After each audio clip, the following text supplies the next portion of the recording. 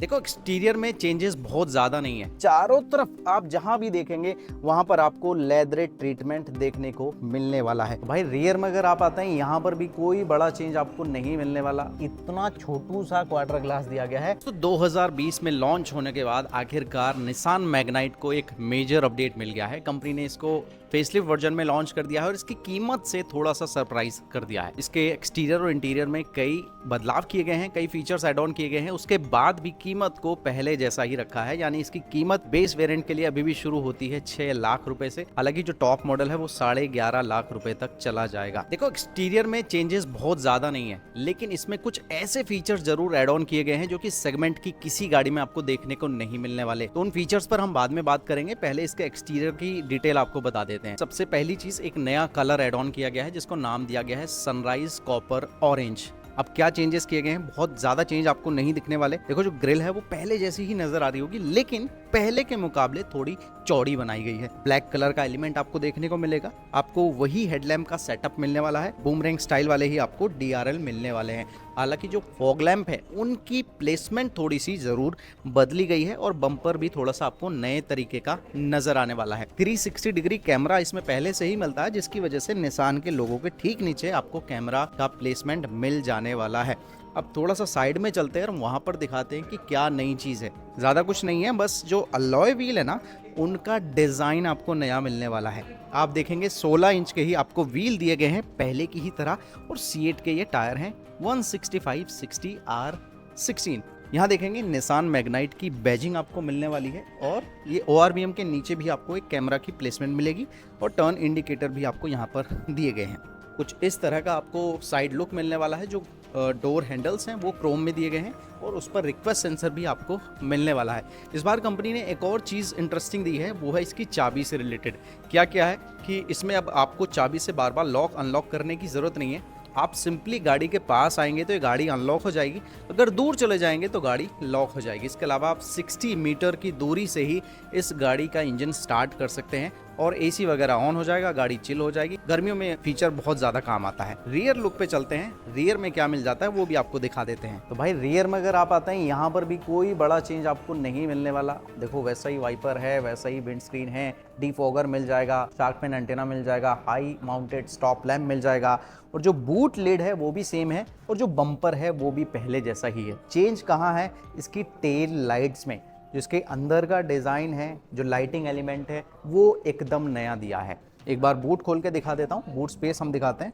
तो बूट आप खोलेंगे तो यहाँ पर आपको मिल जाने वाला है 336 लीटर का बूट स्पेस, और जो रियर सीट्स हैं उसमें 60-40 स्प्लिट फंक्शन भी दिया गया है, जिसका मतलब है कि अगर आप इन सीटों को, पहले हेडरेस्ट नीचे कर देता हूँ, फोल्ड करते हैं तो दोनों सीटों को फोल्ड करके ये बूट स्पेस 540 लीटर का बन जाएगा। यानी 2 लोग अगर हैं तो ज़्यादा सामान इसमें रख सकते हैं। चलो अब इसके इंटीरियर में चलते हैं, वहां पर क्या क्या नए फीचर्स हैं, एक्साइटिंग चीजें हैं, वो आपको बताते हैं। देखो इसमें 2500 mm का व्हील बेस दिया गया है और कंपनी कह रही है कि सेगमेंट में बेस्ट कैबिन स्पेस आपको मिलने वाला है, यानी अच्छा लेग रूम मिलेगा और अच्छा शोल्डर रूम आपको मिलने वाला है। तो चलो सीधा अंदर ही चलते हैं, वहां पे चेकआउट कर लेते हैं। देखो एक्सटीरियर की तरह इंटीरियर में बहुत ज्यादा चेंजेस तो नहीं है, लेकिन कुछ कुछ नई चीजें जरूर दी गई हैं। सबसे पहले आपको नोटिस करेंगे कि इसमें जो डैशबोर्ड का डिजाइन है, जो लेआउट है वो पहले जैसा ही है, लेकिन कलर कॉम्बिनेशन चेंज किया गया है। इसमें आपको ब्लैक के साथ ऑरेंज कलर का कॉम्बिनेशन या कहीं थीम देखने को मिलेगा, और ये बहुत ही ज्यादा खूबसूरत लग रहा है पहले के मुकाबले।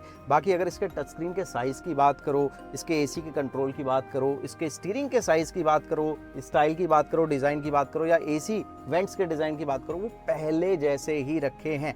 इस टच स्क्रीन की बात करूं, ये 8 इंच का टच स्क्रीन डिस्प्ले आपको मिलने वाला है, जिसमें वायरलेस एंड्रॉइड ऑटो और एप्पल कारप्ले आपको मिल जाएगा। साथ ही इसके ठीक नीचे AC के कंट्रोल्स दिए गए हैं, जो पहले जैसे ही प्लेसमेंट है, लेकिन इसके चारों तरफ आपको क्रोम का डिजाइन एलिमेंट देखने को मिल जाएगा। और इस बार एक नया फीचर कंपनी ने एड ऑन किया है, वो क्या है कि AC के साथ में ही ना एक छिपा हुआ बटन दिया गया है, और इस बटन को जैसे ही आप दबाएंगे ये आपके केबिन की एयर को क्लीन करने का काम करेगा, साथ ही जो वायरस और बैक्टीरियाज है ना उनको भी मारने का काम करने वाला है। और कंपनी कह रही है कि ये जो क्लीन एयर वाला फीचर है ये HEPA फिल्टर के मुकाबले ज्यादा बेटर काम करेगा। ईजी टू मेंटेन है, मेंटेनेंस फ्री है और ये अलग से कोई जगह भी नहीं घेरता, जो कि HEPA फिल्टर के साथ रहता है मामला। बाकी आप देखेंगे आपको वायरलेस चार्जिंग पैड यहाँ पर दिया गया है, जो कि पहले भी मिलता था वायरलेस चार्जिंग का फीचर। और आपको ये जो पुश स्टार्ट स्टॉप का बटन है ये भी क्रोम एलिमेंट के साथ, क्रोम डिजाइन के साथ काफी खूबसूरत नजर आ रहा है। इसमें आपको चार्जिंग के लिए एक USB पोर्ट A यहाँ मिल जाएगा टाइप A, और 12 वोल्ट का चार्जिंग सॉकेट यहाँ पर दिया गया है। इसके साथ ही कंपनी ने ना स्टोरेज का खासा ख्याल रखा है। इस गियर नॉब के ठीक आगे ना आपको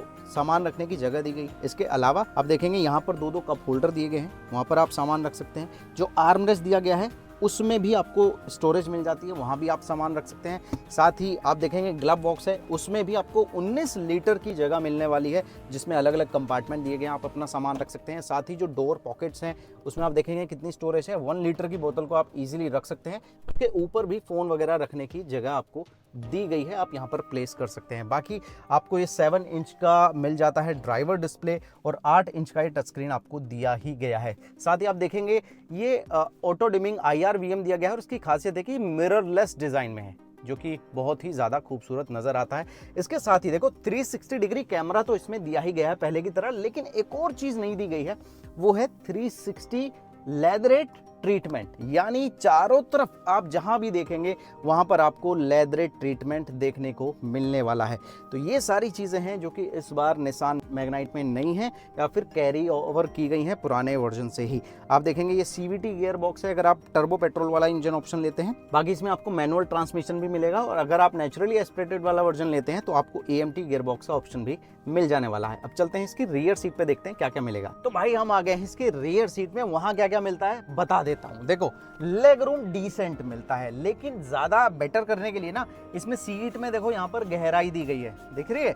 साथ में सीट पॉकेट भी मिल जाती है दोनों सीटों में। यहाँ पर आपको दिए गए हैं ये हेडरेस्ट, जो कि सिर्फ 2 मिलते हैं, 3 नहीं मिलते, बीच में नहीं दिया गया है। एडजस्टेबल है, हाइट इसकी एडजस्ट कर सकते हो। बीच में हेडरेस्ट नहीं है, लेकिन क्या है आपको एक आर्म रेस्ट मिलता है। अब इस आर्म रेस्ट में आपको 2 कप होल्डर है और साथ में एक दिया गया है ये मोबाइल होल्डर, जिसमें बड़ा वाला फ़ोन जो 6.5 इंच का है वो इजीली आ जाएगा।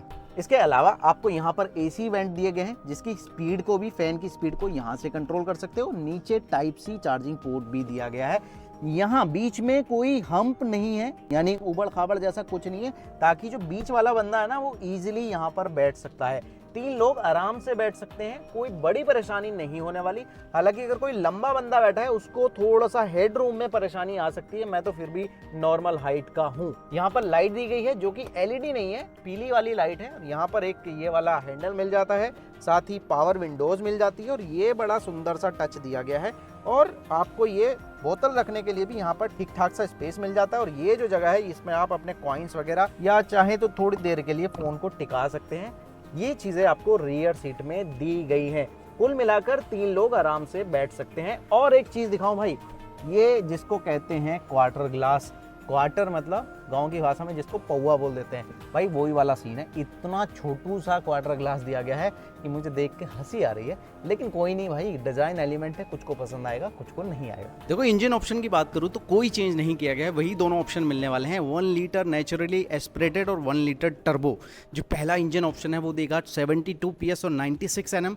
जो टर्बो पेट्रोल इंजन है जो कि ये वाला है वो देगा आपको 100 PS विद 160 Nm टॉर्क।